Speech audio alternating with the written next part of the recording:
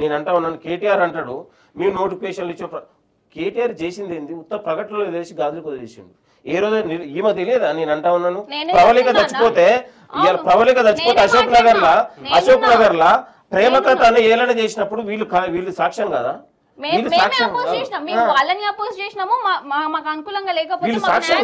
అశోక్ నగర్ లో అర్ధరాత్రి లాఠీ చార్జ్ చేసి అందరి పోలీస్ స్టేషన్ కి నేను కూడా ఉన్నా 3 వరకు అశోక్ నగర్ లో నా మీద కూడా దెబ్బ పడ్డది. మరి మీరు గతంలో నిరుద్యోగుల పట్ల ఎంత పాశవకంగా వ్యవహరించారో, ఎంత క్రూరంగా వ్యవహరించారో మన కళ్ళ ముందు మర్చిపోతాం.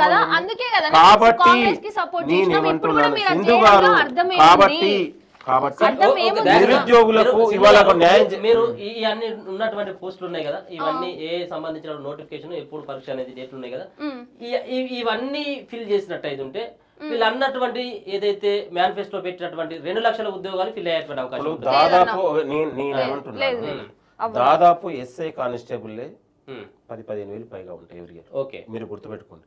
ఇవాళ డిఎస్సి 11,000 పోస్టులు వచ్చింది. మళ్ళీ ఒక డిఎస్సి మీరు గుర్తుపెట్టుకోండి, మళ్ళీ ఒక 10,000 పైచిలుక పోస్టులు ఉండబోతా ఉన్నాయి. ఎందుకంటే టెట్ గతంలో మనం ఏడాదికి 2 సార్లు అనేది ఇవాళ ప్రభుత్వం తీసుకొస్తుంది. గతంలో అసలు బీఆర్ఎస్ కాలంలో మొత్తం నిర్వహించింది కూడా 4 సార్లు కూడా నిర్వహించిన పరిస్థితి ఉంది. అంటే కొన్ని మార్గదర్శకాలు చేస్తా ఉంది. దీన్ని మీరు కూడా నిరుద్యోగుల దగ్గరికి అప్రిషియేట్ చేసి డేట్స్ తో సహా ఇస్తామని ప్రెస్ మీట్ లో చెప్పారు. మరి ఏవి డేట్స్? నేను ఇప్పుడు మీకు ఉన్నటువంటి అనుమానం ఇది అమలు కాదు, ఈ జాబ్ క్యాలెండర్ ఫేక్ అంటా ఉన్నారా, లేకపోతే ఈ జాబ్ క్యాలెండర్ అమలు చేస్తామని చెప్పేసి నమ్ముతా ఉన్నారా? మీకు ఇంకా కావాల్సింది నిరుద్యోగులకు ఇంకా ఏం కావాలని చెప్పేసి మీరు కోరుకుంటా ఉన్నారు? చూడండి, ఇప్పుడు జాబ్ క్యాలెండర్ విషయంలో మాకు నమ్మకం లేదండి. ఎందుకనంటే ఇప్పుడు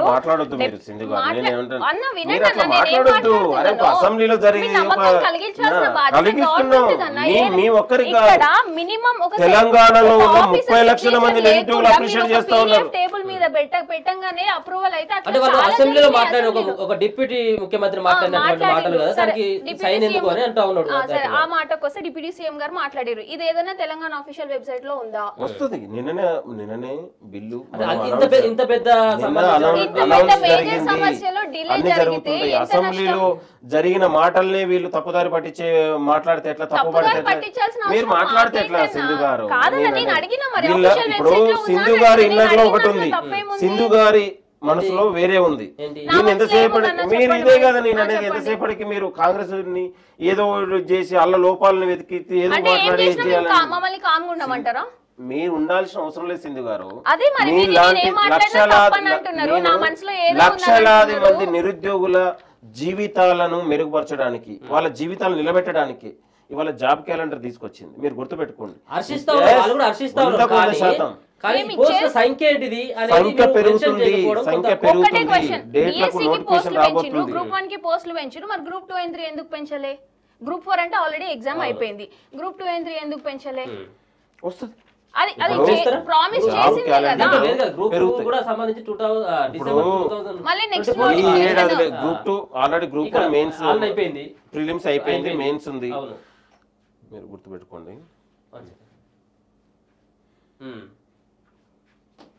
గ్రూప్ 3 నవంబర్ లో ఉంది, గ్రూప్ 2 డిసెంబర్ లో ఉంది. ఈ గ్రూప్ 2 డిసెంబర్ లో ఉంది కదా, ఈ ఆల్రెడీ అనౌన్స్ అయిన ఉన్నటువంటి ఇది మళ్ళీ మనకు రీనోటిఫికేషన్ వస్తుంది. ఇది ఎవ్రీ ఇయర్ జాబ్ క్యాలెండర్ లోనే వస్తుంది. మీరు గుర్తుపెట్టుకో, ఇవి ఆల్రెడీ మనం అనౌన్స్ 2024-25 కాబట్టి ఇది ఆల్రెడీ ఇప్పుడు జరగబోతున్నాయి. మళ్ళీ మనకు 2025 పోస్టులలో కేవలం 563 మేడం, 783 పోస్టులు ఇంకేమైనా పెరుగుతాయా అనేది వాళ్ళు అడుగుతా ఉన్నారు. ఇప్పుడు మేము ఇన్ని రోజులు డిమాండ్ చేసింది కూడా అదే కదా, ఇప్పుడున్న సీఎం రేవంత్ రెడ్డి గారు ప్రామిస్ చేసింది కూడా అదే కదా, దాన్నే కదా మేము అడిగింది. మేము కొత్తది ఏమైనా తీసుకొచ్చినామా చెప్పండి, పోనీ ఒప్పుకుంటాం. కొత్తదైతే మేమేం అడగట్లేదు కదండి. మేము అడిగేది పోస్టులు. మీరన్న మాటకే గ్రూప్ 1 లో పెంచారు, డిఎస్సీలో పెంచారు, అది హ్యాపీ, మేము దాన్ని హ్యాపీగా రిసీవ్ చేసుకుంటున్నాం. మరి గ్రూప్ 2 and 3 వాళ్ళు ఇప్పుడు స్టేట్ లో ఉన్న కాంపిటేటివ్ ఎగ్జామ్స్ అన్నిటిలో ఎక్కువ మెంబర్స్ అప్లై చేసుకుంది గ్రూప్ 2 కండి. మీరు గ్రూప్ 2 లో దాదాపు 6 లక్షల మంది అప్లై చేసుకున్నానికి 783 ఇచ్చిండ్రు. మరి మీకు ముందు ప్రామిస్ చేసేటప్పుడు తెలీదా?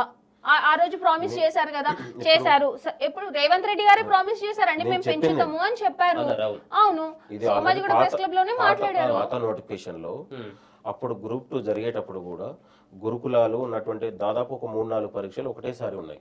ఉన్నప్పుడు మెజార్టీ పీపుల్ ఏంటంటే వాయిదా కోసం బాగా యుద్ధం జరుగుతుంది. వాయిదా మెజార్టీ 5 లక్షల మంది వాళ్ళు కోరినప్పుడు కాంగ్రెస్ కూడా సపోర్ట్ చేసింది. వాళ్ళు వాయిదా అయిన తర్వాత మళ్ళీ తిరిగి మనం నిర్వహించుకోవచ్చు అన్నాం. వచ్చిన తర్వాత మనము అనౌన్స్ జరిగింది. ఇప్పుడు గతంలో కేసీఆర్ హయాంలో ఓన్లీ ప్రకటనలు ఇచ్చి గాలికి వదిలేస్తే ఇవాళ కాంగ్రెస్ ప్రభుత్వం వచ్చేసి ఇవాళ గ్రూప్ 1 ఫిలిమ్స్ పెట్టింది, ఎక్కడ కూడా లోపాలు లేకుండా పెట్టింది. ఇవాళ రిజల్ట్ ఇవ్వగలిగినాం, 1 monthలో ఫిలిమ్స్ రిజల్ట్ ఇచ్చినాం. ఇవాళ మెయిన్స్ జరగబోతా ఉన్నాయి. డిఎస్సి ఆల్రెడీ పాత నోటిఫికేషన్లో ఆల్రెడీ ఎగ్జామ్ అయిపోయింది. ఇవాళ గ్రూప్ 2 కూడా ఇది పాత నోటిఫికేషన్ కాబట్టి దీన్ని కూడా ఎగ్జామ్ కంప్లీట్ అయిన తర్వాత జాబ్ క్యాలెండర్లో ప్రతి ఉన్నటువంటి తెలంగాణలో ఉన్నటువంటి దాదాపు 56 శాఖలు, దాదాపు 56 శాఖలలో ప్రతి ఖాళీలను జాబ్ క్యాలెండర్ ద్వారానే భర్తీ జరగబోతుంది. ఇక్కడ ఎక్కడ కూడా ఆందోళన అవసరం లేదు, అన్ని శాఖలు కూడా మెన్షన్ జరుగుతుంది. నేను అంటాను డ్రగ్ ఇన్స్పెక్టర్ కూడా ఒక గెజిటెడ్ ఆఫీసర్ జాబ్, అగ్రికల్చరల్ పోస్టులు, హార్టికల్చర్ ఆఫీసర్ ఏవి లేవు, ఇవన్నీ మెన్షన్ చేయాలి కదా. మరి ప్రాపర్ జాబ్ క్యాలెండర్ అన్నప్పుడు ఇవన్నీ ఉంటేనే కదన్నా మాకు నమ్మకం కలిగేది. నేను చెప్పింది నేను కూడా చెప్తున్నా, మరి ఇవన్నీ కూడా అడ్రస్ చేయాలి కదా. మేము ఎవరు చేస్తారు మరి? మనం ప్రభుత్వం ఇవాళ నిన్న గొప్ప నిర్ణయం తీసుకుంది. ఒకటి, ప్రతి ఖాళీలను జాబ్ క్యాలెండర్ ద్వారానే భర్తీ చేయాలనేది ఒక ఆలోచన. చేస్తారు, ఇవి భర్తీ చేస్తారు. ఇప్పుడు డిప్యూటీ సీఎం గారు చెప్పింది ఇది అఫీషియల్ కాదా? అఫీషియల్ అయినప్పుడు మరి ఇది లేనప్పుడు ఇగ్నోర్ చేశారా?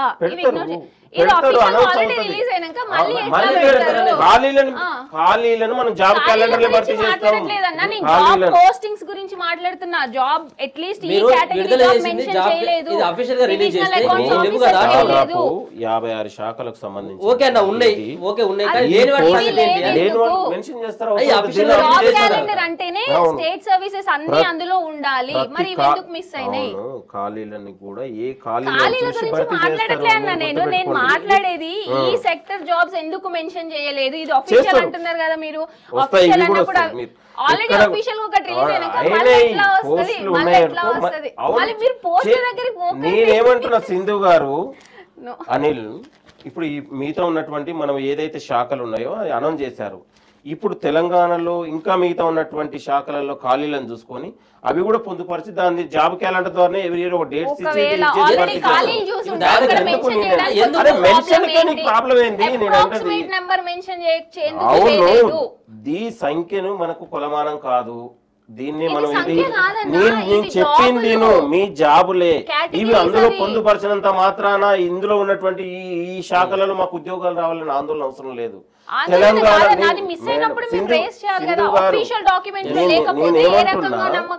ఇవి కొలమానం కాదు. మీరు ఇందులో ఇవి అగ్రికల్చర్ లేదు, డిఓ లేదు. నేను చెప్పింది ఇప్పుడు అగ్రికల్చర్, డిఓ, డిఐపి ఇవి మీరు ఇందులో మాకు ఇందులో లేదు కాబట్టి మాకు జాబులు రావనే ఆందోళన అవసరం లేదు. తెలంగాణలో ఉన్నటువంటి దాదాపు 56 శాఖలు ఉన్నటువంటి వివరాలు ఖాళీలను చూసి ఇందులో పొందుపరిచి భర్తీ చేస్తారు. ఇందులో లేదంత మాత్రాన్ని ఇంకా జాబులు రావని మీరు మాట్లాడితే అవును లేకుండా పెడతారు. నేను అనేది దానికి